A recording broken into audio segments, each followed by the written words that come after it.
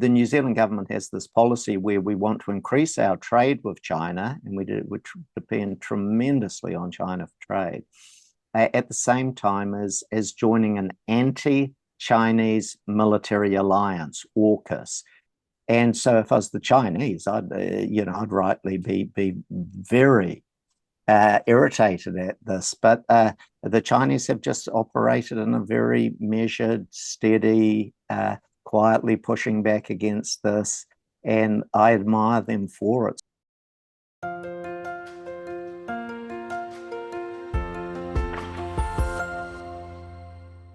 Should New Zealand invade the Cook Islands? Believe it or not, but that is now part of the public debate in New Zealand. The country's largest newspaper just published an article with that title suggesting military intervention to halt the cooperation of the self-governed islands with China. What is going on in this supposedly peaceful nation next to Australia, and why are Cook Islanders now not safe anymore from a country that de jure is supposed to protect them? To discuss this, I'm joined today by Eugene Doyle, a friend of this show and writer based in Wellington, New Zealand. Eugene, welcome back. Hi, Pascal. Great to be back. Yeah, a keen follower of the show. Well, thank you for that. And you wrote this article actually and brought that to my attention that New Zealand now has a public discourse about what to do with the Cook Islands, including using military force against them. And I think it's important to know that that the Cook Islands are in kind of a limbo state. They are self-governed, but they're not part of the UN. They're not de jure an independent nation, an independent country, but they do have self-government, including a foreign policy and including freedom of action of what they want to do with international relations, while tied to New Zealand for security purposes. What's going on?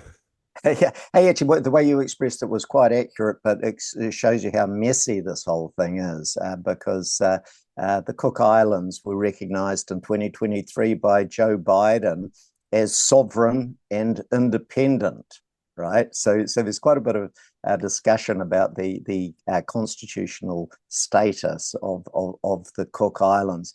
Joe might have been influenced slightly by the fact that and this is rather important, that the Cook Islands has billions of tons of what are called polymetallic nodules. So they're like potatoes, but they're made up of cobalt and copper and nickel and manganese, all sorts of billions of tons of them.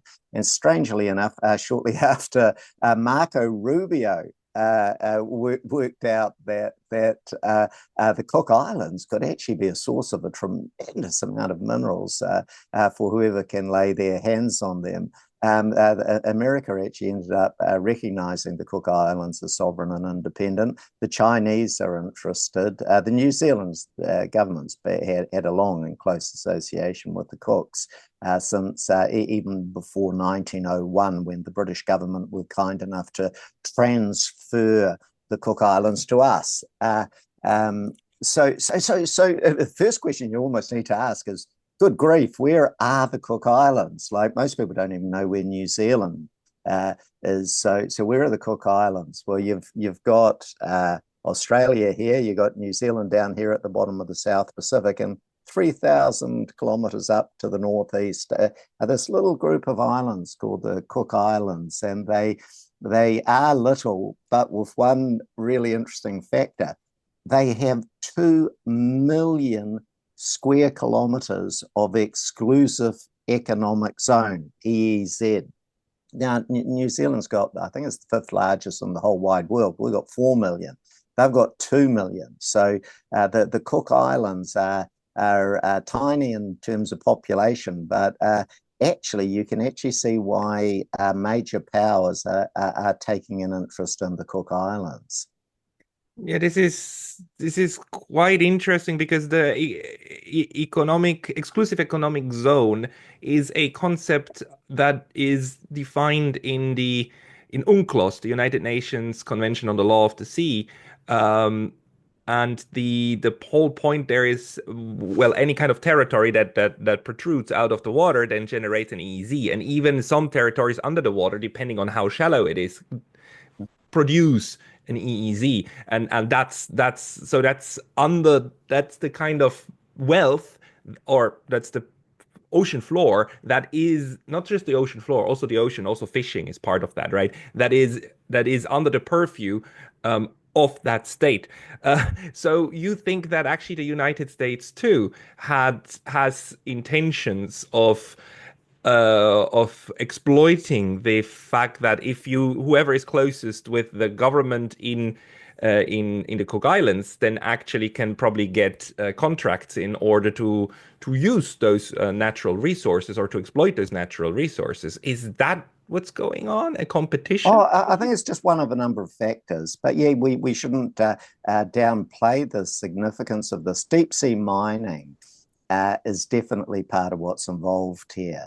And who gets to exploit that resource, control that resource, will be of great interest. As I said, it was really interesting that Marco Rubio, currently the US Secretary of State, was terribly interested in the Cook Islands. Joe Biden was as interested enough to actually declare it sovereign and independent. So I just jump into that rather sort of provocative headline that the New Zealand Herald actually launched into on a couple of days ago.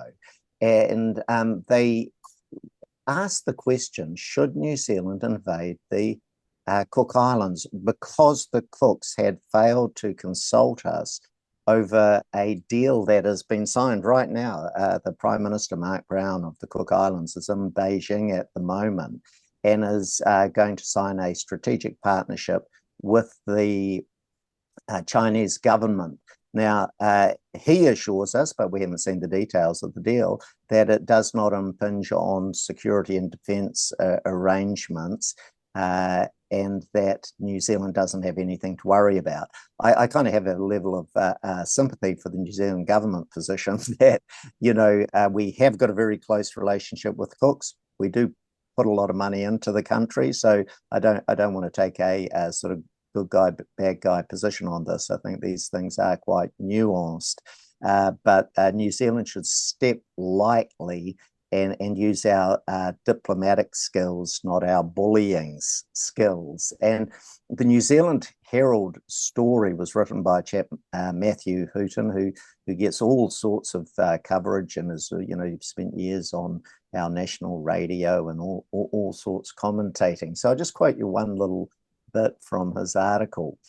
Cook Islands Prime Minister Mark Brown's dealing with China are clearly about secession from the realm of New Zealand, Hooton said, without substantiation, and as I pointed out, with considerable colonial hauteur, very haughty, very, very British almost. Quote, his illegal moves cannot stand. It would be a relatively straightforward military operation for our SAS, our special services, to secure all key government buildings in the Cook's capital, Avarua. Now, that was possibly the most outrageous thing a journalist said this week in New Zealand. But the whole media are sort of frothing over this and talking about the Cooks being a renegade government, and that people are furious, and the TVNZ editorialized that New Zealand is rightly furious about this, etc. I think Just a second, just to ask. So New Zealand, the discourse right now is not outraged with this article. The discourse, or the general public or the media, is outraged actually with the audacity of the Cook Islands to have a security agreement with China. That's what the outrage is about. not a security agreement, but yeah, strategic partnership. Sorry, strategic partnership. Yeah, which is definitely not the same. Sorry, strategic Yeah, partnerships. And we don't know what's in that deal at the moment, but it's probably going to be economic centered, or yeah. I think it'll largely be centered around economic development issues, and one should say this is all about argy-bargy between the great powers and the medium-sized powers. So the New Zealand is very firmly in the American camp, and unfortunately, we've had this astonishing drift in recent years, where our Ministry of Foreign Affairs and now our current government, really are behaving as little more than branch officers of the Pentagon, and there's quite a few political people in this country who aren't happy with that, who think New Zealand should be friendly with the United States, certainly a long-term relationship, but should strike a more independent foreign policy. But where's this coming from? Because I do remember that 3 years ago, precisely 3 years ago, to the month, we had all of these newspaper articles for 4 months after February, right? That were saying that every nation has the right to choose its own security partners and its own partners in general. Again, the Cook Islands are now making a strategic partnership agreement, not we are hereby joining the territory of China agreement, right? And we had, after the Ukraine invasion, we had all of these articles in these liberal media, in this mainstream media journals, telling us that every single nation has the right to decide who it wants to deal with when it comes to Ukraine, when it comes to dealing with the West. We had all of these articles also about Georgia, how Georgia has the right to choose a European path, although no other path. So, and we're learning again that the mainstream media is actually really fantastic at conjuring up principles that only go in certain circumstances, but not in others. So, is this actually, because the phrasing is fantastic. Yeah, as you quoted it, the Cook Islands are clearly about to secede from the realm of New Zealand. I mean, it doesn't get more imperial. The idea of, okay, these are ours. And even though they have self-government, that self-government ends where we tell it ends. Um, Yes, I think New Zealand has to tread lightly here, because it's no good preaching the rights of small nations, and New Zealand most certainly is a small nation that's vulnerable to the machinations of either the United States or China. So we promote the idea of respecting small nations. So we most certainly shouldn't be going around throwing our weight in respect to our neighbours. Smaller ones like the Cook Islands. And I'll give you a delicious example.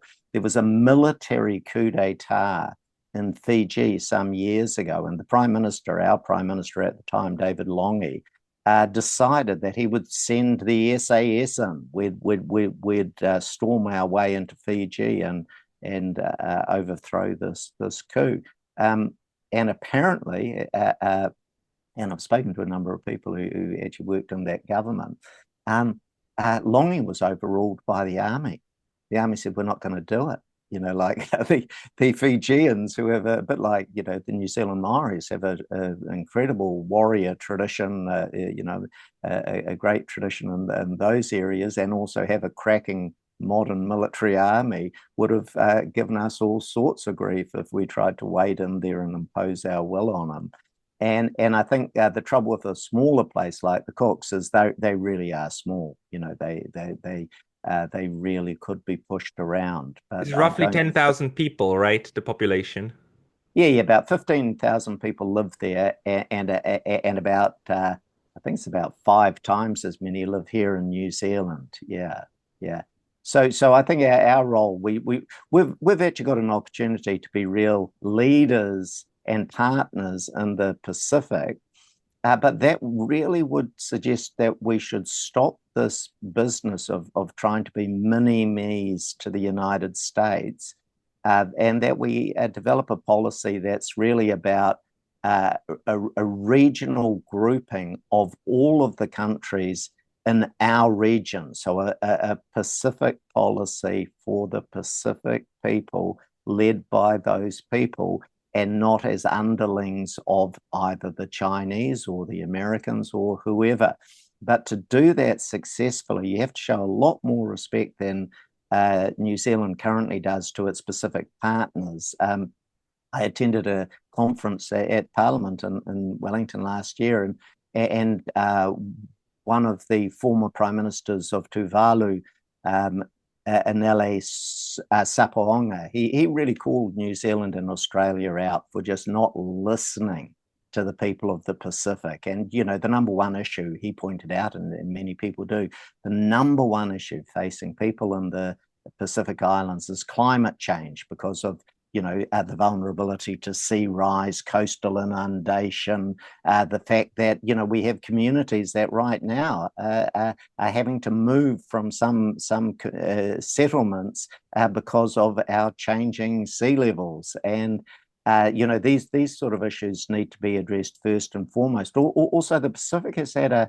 particularly South Pacific has had a very long tradition of supporting a nuclear-free Pacific. We want the Pacific to be peaceful, we want it to be neutral, and we want it to be nuclear-free. And I for one, am one of those who would say that would be a very wise course of action rather than trying to hitch our wagon up to what the Americans are doing, which is essentially trying to turn our region into a theatre for great power rivalry between the United States and China. I don't think that's in the interest of the people in this region. Yeah, and it's often forgotten that there is this region, right? That there are the Pacific Islands because they are remote and they're surrounded by lots and lots of water. But this is still one of the most colonized, if not the most colonized, region of the world. It's not just the Cook Islands that have no seat at the United Nations. I mean, French Polynesia is an entire group of islands that is under French colonial control, and the whole nuclear question must be very, very much on their mind, as a lot of nuclear weapons were actually tested in that region. And Bikini Atoll was also in I forgot North, yeah. forgot exactly where it was, but that was eradicated from the face of the earth due to the testing of nuclear bombs, right? Which is blown off the face of the earth, without, I mean, of course, without the consent of the people who used to live there. And this idea that this is still a realm that can and should be controlled by great power interests, and that even smaller powers like New Zealand should threaten immediately military force against if anything comes up. It's fascinating. Hey, and I must say, in defence of the New Zealand government, they didn't propose that. It was what I would call a hyperventilating journalist, sort of trying to whip things up. But there is a depressingly close alignment between our government, our media, and our Ministry of Foreign Affairs. They all seem to chug along with this very anti-China stance. And one of the things I find particularly depressing is we're constantly being told that we share values with the Americans. And I, for the life of me, do not want to share the values I can see on display, whether that's in Gaza or elsewhere. Yeah, and it's depressing to see our government, New Zealand, you know, which we used to be seen as the sort of Labrador puppies of the international community. We were lovely and nice and always said the right thing and weren't too rough. And here we are training with the Israeli military, sending our troops up into the Red Sea to try to lift the Houthi blockade of Israel, and sharing intelligence with the Israelis. And Ted Cruz, Senator Ted Cruz, made a mistake the other day, but he thought New Zealand had actually tried to check the war crimes record of Israeli soldiers coming into New Zealand for their holidays. We're a very popular destination for Israeli soldiers. And our foreign minister said, "Oh my God, no, no, that's fake news. It's not true. They're most welcome. Good Lord, no, hell no. We wouldn't dream of stopping war criminals from coming to New Zealand. They're most welcome." And I thought that was particular. That was another low point for New Zealand. Yeah. Yeah, it's just, the what we need to do here is to observe and recognize in which direction international relations and politics actually moves, because the rhetoric is one thing, but the actions and the development of politics is the other. And what's so important about articles like these and discussions, national discussions, is that they also function as a testing of the waters, testing of the ground in the population. How far can you push the envelope? And yes, you're right. An article by a renegade journalist, even in a major newspaper, is not the same as national policy. God no. But this is part of a also ideological development, right? That is highly worrisome to me, because like New Zealand, at least idealistically, or how I imagine it, it's a very peaceful country, right? It's a country that actually has not, even with the Maori. I had a Maori colleague on this channel, and we were discussing this, and that the relationship between the Maori and the New Zealand government is one that, okay, could be improved, but it's definitely not as bad as what happened in Australia with Aborigines. And there's some level of understanding, I would say, in New Zealand, also of indigenous needs. But when it comes to the Cook Islands, it seems that now the public discourse is moving into this direction of, oh, we need to protect our national interest, even with force. Is that the case? Well, yes, I'd probably gently challenge you a little bit on how lovely jubbly the New Zealand government is. I attended, and I've been demonstrating since I was 12 years old. The first demonstration I ever went on was against the Vietnam War. And shortly after that, I demonstrated a long career against sporting contacts with apartheid South Africa and other things. I attended the biggest demonstration I've ever seen in New Zealand recently, and that was against the moves by the New Zealand government to really, in effective terms, rewrite the foundation of our country, the Treaty of Waitangi, which is the document that describes the nature and agreements of the relationship between the people who came in, the Pākehā, the white people, and other groups subsequently, and the indigenous Maori people.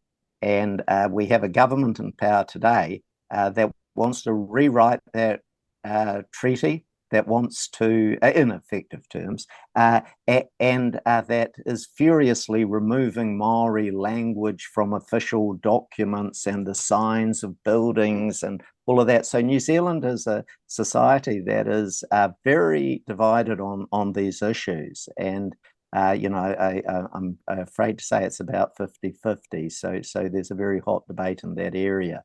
And that's why at the moment we happen to have a very right-wing government that I think just really sings out of the same choir book as the Americans. And I think until they learn to behave in a slightly more civilized way in the world, I don't think we should follow them down the paths they're leading us.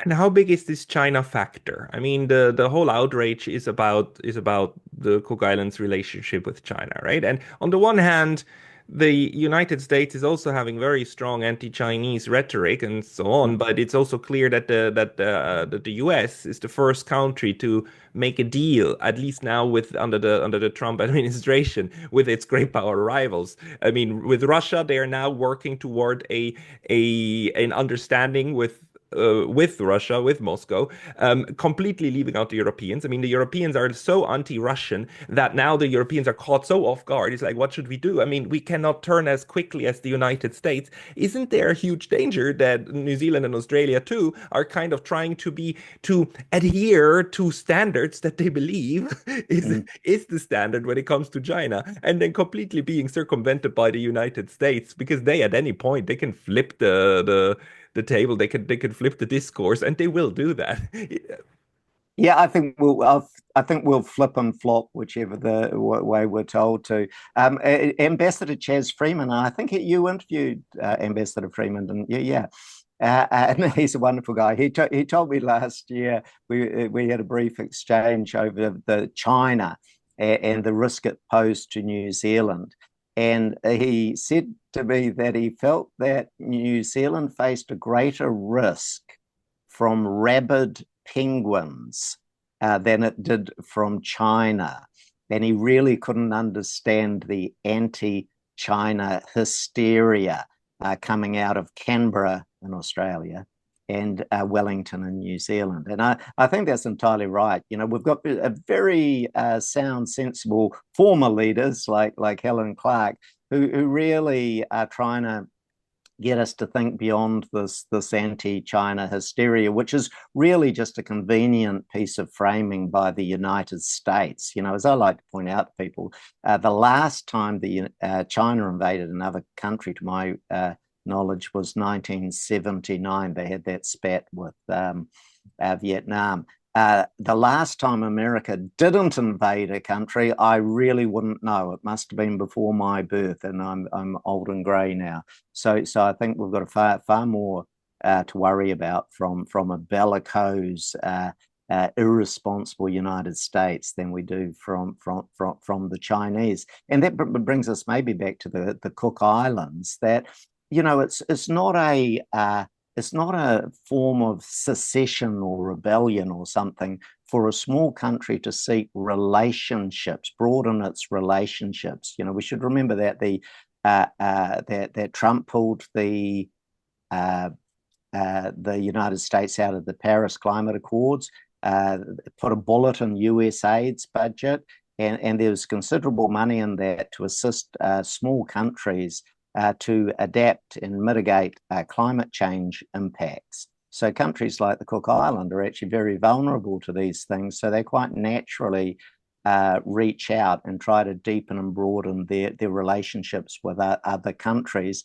China is second only to Australia in respect to providing economic assistance in our region, right? Second only to Australia. So they obviously have an interest in our region. We quite prudently should keep a very close eye on the nature of that relationship, but it would not preclude us from buddying up with the Chinese and actually working very closely. And if we could have a slightly less adversarial posture towards our greatest trading partner, New Zealand would sink below the waves if it wasn't for the trade we have with China.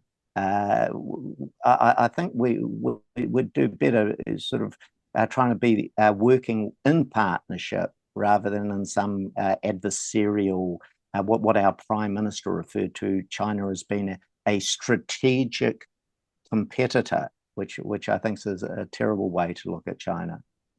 I had a discussion a couple of weeks ago with an Australian IR professor, Professor Hugh White, and he also described how Australia is having this irrational moment when, at a time in national history when its Asian population, Asian heritage population is on an all-time high and growing, Australia is becoming more and more anti-Chinese out of a fear of abandonment by like the former British, US, European ties, and is kind of then flipping that into this irrational anti-Chinese rhetoric, also in national policy, not just in the newspapers.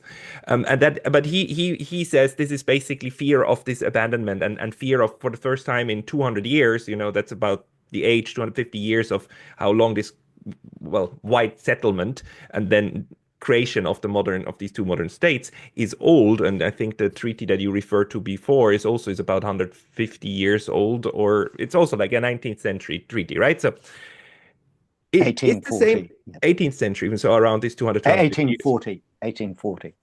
1840. 1840, yes. So the 19th century, 1840, right? Is it the same for New Zealand? Is there currently this crisis of international identity? Is like, where are we going? We used to be I firmly wish kind it of was a European descent. crisis of identity. I wish it was a crisis of identity because it could be a fruitful crisis. I think we're too comfortable with our old white colonial settlers sort of frame, our being part of the English speaking world. I think the problem is we're actually not imaginative enough. We've got a Ministry of Foreign Affairs that is very much just oriented towards Washington and towards London and that world. And of course, as we know very well, there's a new world being born, and it's a multipolar world, and it's not just a bunch of old white guys talking English. And I actually look forward to that world, and I don't have that same sort of fearful orientation that some do. I think Professor White in Australia, I've listened to him so many times, including on neutrality studies. So I'd encourage people to go back and watch the interview you did with him. I think he speaks a tremendous amount of sense. He's a practical person. He's a strategic thinker. He's certainly not, he looks at the world through very cold and clear eyes, but he's, he fully recognizes that the world we're moving into is a multipolar one, and that America's presence in this region will diminish, not grow over the coming decades. But the people in power and a lot of people writing in newspapers have a hard time recognizing that or getting to terms with it, and they're not willing to change that mindset, which then leaves me with a question. If we cannot change this, the structure and the ideology and power, let's suppose they just stay as they are.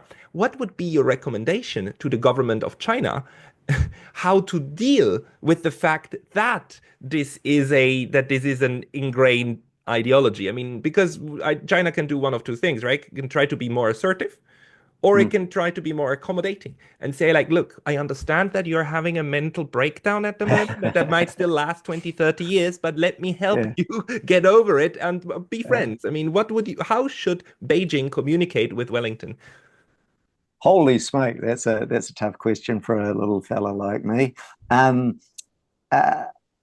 I think the Chinese tend to proceed in a very measured kind of way. So things that would, I suspect, send American policy people into orbit with rage and reaction, the Chinese often just deal with in a very measured way.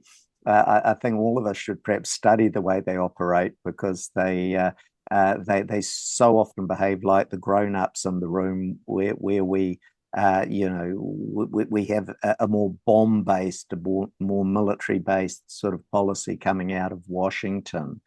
So I hope the Chinese continue to treat us as friends, difficult children, because the New Zealand government has this policy where we want to increase our trade with China, and we depend tremendously on China for trade, at the same time as joining an anti-Chinese military alliance, AUKUS.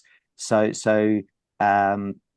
in 2023, the Australian population woke up one morning and they had not been consulted on this, and were suddenly informed that they were part of an anti-China military alliance called AUKUS, and that we learned in quick order that the Australian people were going to fork out $386 billion, $386 billion, an eye-watering sum of money for, I think it was 3 nuclear attack submarines. And very quickly, New Zealand was sort of queuing up to join a sort of a poor man's version of that called Pillar 2. And so if I was the Chinese, I'd rightly be very irritated at this. But the Chinese have just operated in a very measured, steady, quietly pushing back against this. And I admire them for it. So I don't think I'm in a position to give them any tutorials.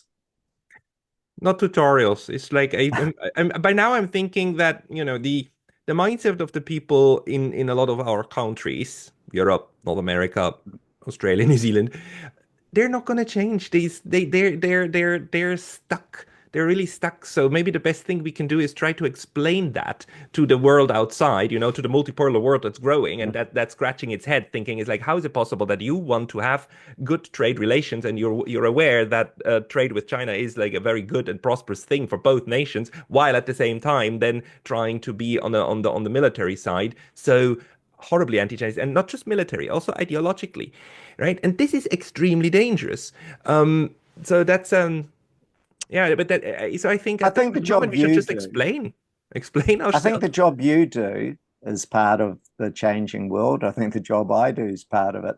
And as we slowly get more, because I mentioned this to you once before. It's a battle of ideas. It's a battle of narratives.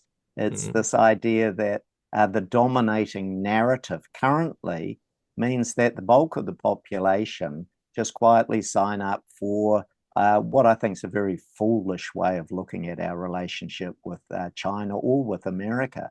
I just can't believe that we somehow think we share values with those people. Um, uh, but that will change. Real things, big things will happen in the world. And the heavy lifting will be done by the Chinese, by the countries of ASEAN, all of that, and our world will change. As Eurasia becomes more fully economically integrated, as the economics of the world continue to move away from the old European American centers of power, well, you'll find people will just have to slowly adjust their headsets. We won't be the ones who change the world. Other people will change the world. We will just have to get up to speed with it. How long do you think it will take for New Zealand and Australia to realize that they are closer to Indonesia than to closer to Jakarta than to Washington? How many years? Like if you had to guess. Oh, Lordy. Hey, wow. Well, the guy who speaks incredibly eloquently on that is Professor Hugh White, who we were talking about just before. Yeah, that's right. I mean, like, I don't think people realize that Indonesia has every chance of becoming about the fourth or fifth biggest economy in the world in just a couple of decades. They're just around the corner from us. That which is one of the reasons Australia's dopey to be sort of buying nuclear powered submarines off the Americans, because you don't want to start an arms race with Indonesia. You want to have a very good close relationship with the Indonesians. New Zealanders, unfortunately, you've got it. They're not good at drawing maps. They don't understand what region they are in. Yeah. Mm. It's a general problem at the moment, but we'll see where this will develop. Um, Listen, Eugene, people who want to read more of your work, where should they go? Uh, well, all of I pack all my stories on my platform, solidarity.co.nz. I pop up in various places, often to my own surprise. I sometimes find my stories in Vietnam or wherever. Pearls and Irritation in Australia are just terrific. By the way, I'd just like to shout out to them. They just do such an awesome job. Really worth checking out. Pearls and Irritation, one of the very best public policy platforms in the world. Yeah, so that's that. I'll link both of these platforms in the description of this video, and once something develops in Wellington, we'll talk it again. Eugene Doyle, thank you very much for your time today. Thank you.